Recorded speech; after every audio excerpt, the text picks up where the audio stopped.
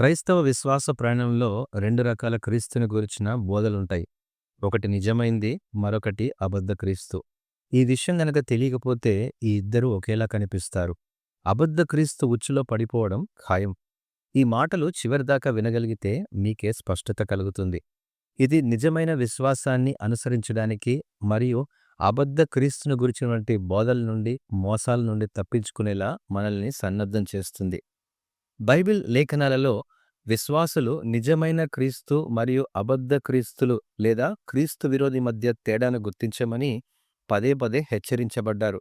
ఆ కాలమందు ఎవడైనా ఇదిగో క్రీస్తు ఇక్కడ ఉన్నాడు, అక్కడ ఉన్నాడని చెప్పినా నమ్మద్దని, అబద్ధపు క్రీస్తులు, అబద్ధపు ప్రవక్తలు వచ్చి సాధ్యమైతే ఏర్పరచబడిన వారిని సైతం మోసపరచి గొప్ప సూచక్రియలు, మహత్కార్యాలు కూడా కనపరుస్తారని మత్తయి సువార్త 24వ అధ్యాయము 23వ వచనంలో ఆయన స్వయంగా బోధించారు. అపోస్తలుడైన పౌలు కూడా ఈ హెచ్చరికను ప్రతిధ్వనిస్తూ 2 కొరింథీ 11వ అధ్యాయము 4వ వచనంలో అంటాడు, ఏలైనగా వచ్చినవాడెవడైనను మేము ప్రకటింపని మరియొక యేసును ప్రకటించినను, లేక మీరు పొందని మరియొక ఆత్మను మీరు పొందినను, మీరు అంగీకరింపని మరియొక సువార్త మీరు అంగీకరించినా అది పొరపాటేనని హెచ్చరించాడు.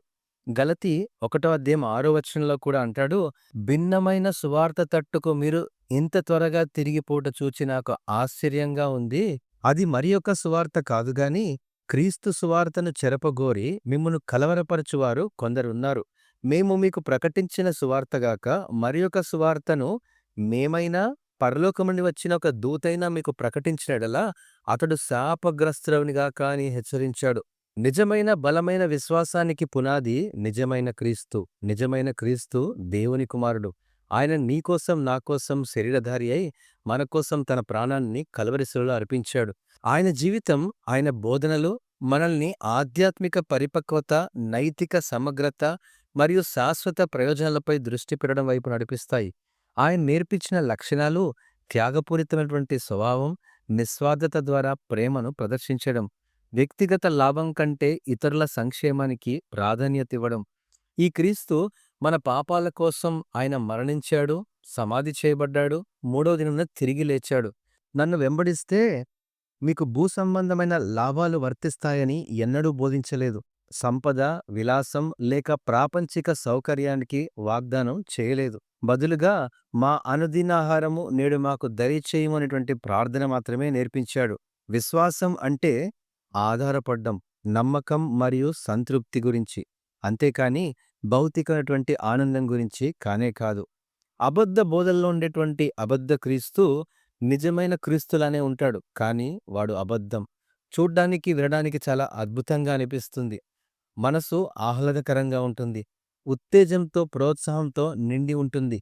ఈ అబద్ధ క్రీస్తుని గురించినటువంటి బోధ ఈ లోక సుఖం, సంపద మరియు గుర్తింపు కోసం కోరికలను ఆకర్షిస్తుంది. ఆధ్యాత్మిక సత్యాన్ని భౌతిక లాభం యొక్క వాగ్దానాలతో భర్తీ చేస్తుంది. భూసంబంధమైన లాభాలను దృష్టి పెట్టేలా చేస్తుంది. శ్రేయస్సు, విలాసం మరియు సౌలభ్యం నొక్కి చెప్పబడతాయి. విశ్వాసమంటే ఈ లోక విజయానికి ఒక మార్గం అని సూచిస్తుంది. ఈ లోకంలో అభివృద్ధి, ఆశీర్వాదాలుగా చిత్రీకరించబడతాయి. భౌతిక ఎదుగుదలను రక్షణతో జతచేస్తుంది. తప్పుడు బోధనలతో వాక్యానుసారమైనటువంటి జీవితాన్ని కప్పివేస్తుంది. యేసుక్రీస్తు బోధన విధానాల్లో కూడా ఆయన నేర్పించినటువంటి ధనవంతుడు లాజరు ఉపమానంలో కూడా ఆయన ఇదే హెచ్చరించాడు.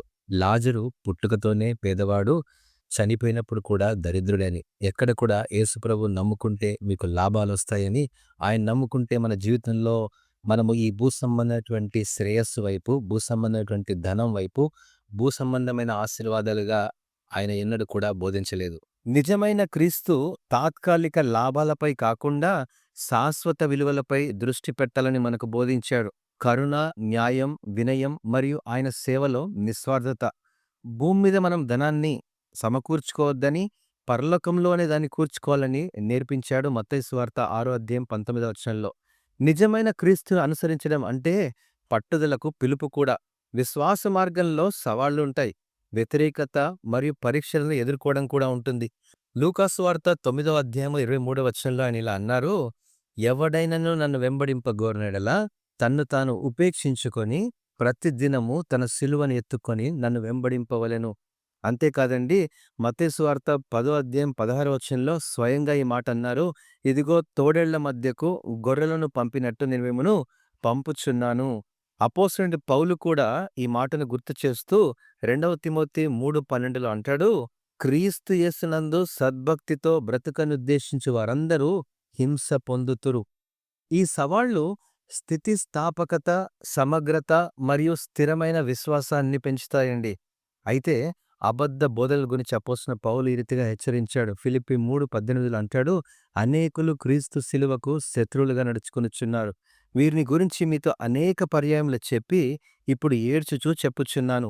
నాశనమే వారి అంతము, వారి కడుపే వారి దేవుడు, వారు తాము సిగ్గుపడవలసిన సంగతుల యందు అతిశయపడుచున్నారు.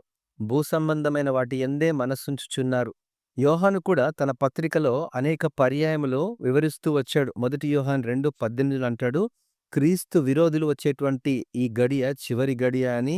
4వ అధ్యాయము 5వ వచనంలో అంటాడు, వారు లోక సంబంధులు గనుక లోక సంబంధులైనట్టు మాట్లాడతారని, లోకం వారి మాట వింటుంది అని బోధించారు. ఈ లోక సంబంధమైనటువంటి బోధ నకిలీ సువార్త. ఈ నకిలీ సువార్త శ్రేయస్సు, ఓదార్పు మరియు సంపద గురించిన విషయాలపై విశ్వాసాన్ని కలిగిస్తుంది. పరిశుద్ధత, విధేయత లేదా నిరీక్షణ కలిగే శాశ్వత జీవితం గురించి కానే కాదు. ఇది ఆకర్షణీయంగా అనిపించవచ్చు, కానీ సత్యానికి దూరం చేస్తుంది. ఈ 2 రకాల క్రీస్తుల గురించి మీరు విన్నారు కదా. మీరు ఎవరిని ఎంపిక చేసుకున్నారో కమెంట్స్‌లో తెలియజేయండి.